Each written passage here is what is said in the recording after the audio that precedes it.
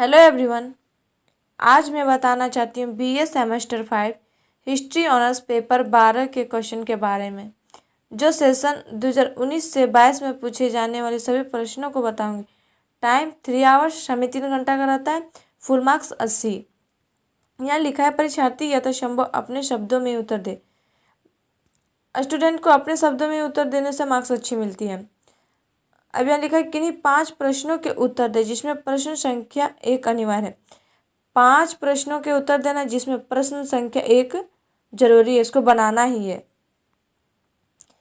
ए में पूछा है निम्नलिखित में से सही उत्तर का चयन करें। पहला नंबर क्वेश्चन पूछा है, सही उत्तर का चयन करना है।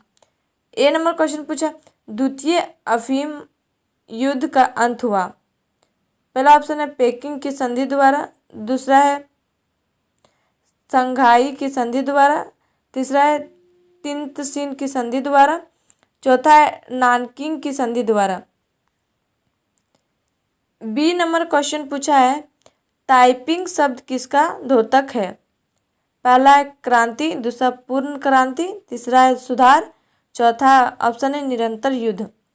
सी नंबर क्वेश्चन पूछा है डॉक्टर सन्यात सेन द्वारा संस्थापित क्रांतिकारी दल का नाम क्या था। पहला है ब्लैक ड्रैगन समाज, दूसरा है काहोंग, तीसरा है ई हो चुयान, चौथा नंबर ऑप्शन है तुंग मेंग हुई। डी नंबर क्वेश्चन पूछा है प्रथम चीन जापान युद्ध शुरू हुआ। पहला ऑप्शन 1894, दूसरा 1895, तीसरा ऑप्शन है 1896, चौथा ऑप्शन है नन ऑफ दी, यानी कि इनमें से कोई नहीं। ई नंबर क्वेश्चन पूछा है रूस जापान युद्ध की समाप्ति हुई। पहला ऑप्शन है संघाई की संधि द्वारा, दूसरा है सिमोनेस्की की संधि द्वारा, तीसरा ऑप्शन है पोर्ट्समाउथ की संधि द्वारा, चौथा ऑप्शन है कैंटन की संधि द्वारा। एफ नंबर क्वेश्चन पूछा 1911 की चीन की क्रांति के समय वहाँ किस वंश का शासन था। पहला है सांग वंश, दूसरा ऑप्शन है चाउ वंश, तीसरा है सुंग वंश, चौथा मंचू वंश। जी नंबर क्वेश्चन पूछा 1911 की चीन की क्रांति के बाद वहाँ के राष्ट्रपति कौन बने थे। पहला है युआन सी काई, दूसरा ऑप्शन डॉक्टर सन्यात सेन, तीसरा है माऊ तसे तुंग, चौथा ऑप्शन है Chiang Kai Shek. H number question पूछा किस देश को जगते हुए सूर्य का देश कहा जाता है। पहला ऑप्शन भारत, दूसरा जापान, तीसरा चीन, चौथा तिब्बत। आई नंबर क्वेश्चन पूछा बक्सर का विद्रोह कब शुरू हुआ। पहला 1898, दूसरा 1899, तीसरा ऑप्शन है 1901, चौथा ऑप्शन है 1902। जे नंबर क्वेश्चन पूछा है चीन में अफीम का व्यापार किस वर्ष प्रतिबंधित किया गया था। पहला ऑप्शन है 1720, दूसरा 1729, तीसरा ऑप्शन है 1739, चौथा 1742। बी नंबर क्वेश्चन पूछा निम्नलिखित में से किन्हीं 2 पर संक्षिप्त टिप्पणियां लिखें। 2 पर संक्षिप्त टिप्पणी लिखना है।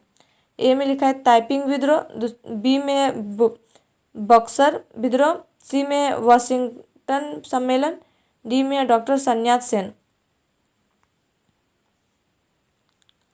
दूसरा नंबर क्वेश्चन पूछा है 1911 की चीनी क्रांति के कारणों का वर्णन करें। 1911 की चीनी क्रांति के कारण के बारे में लिखना है। तीसरा क्वेश्चन है चियांग काई शेक के योगदानों पर प्रकाश डालें। चियांग काई शेक के योगदान के बारे में लिखना है। चौथा नंबर क्वेश्चन पूछा चीन में साम्यवादी आंदोलन की संक्षिप्त विवेचना करें। चीन में साम्यवादी आंदोलन के बारे में लिखना है। पांचवा नंबर क्वेश्चन पूछा मेजी पुनर्स्थापना के कारणों की विवेचना करते हुए उसके महत्व को दर्शाइए। मेजी पुनर्स्थापना के कारणों के बारे में लिखना और उसके महत्व के बारे में। छठा नंबर क्वेश्चन है 1894 से 95 के चीन जापान युद्ध के कारणों तथा परिणामों का वर्णन कीजिए। 1894-95 के चीन जापान युद्ध के कारण तथा परिणाम के बारे में लिखना है। सातवां नंबर क्वेश्चन 1904-1905 ईस्वी के रूस जापान युद्ध के कारणों और प्रभावों की विवेचना कीजिए। 1904-05 ईस्वी के रूस जापान युद्ध के कारण और प्रभाव के बारे में लिखना है। 8वां नंबर क्वेश्चन पूछा है, चीन में ताइपिंग विद्रोह के कारण स्वरूप और प्रभावों का परीक्षण कीजिए। चीन में ताइपिंग विद्रोह के कारण स्वरूप और प्रभाव के बारे में लिखना है। आप लोग को वीडियो अच्छी लगी तो please like and subscribe my YouTube channel and share ज़रूर करें।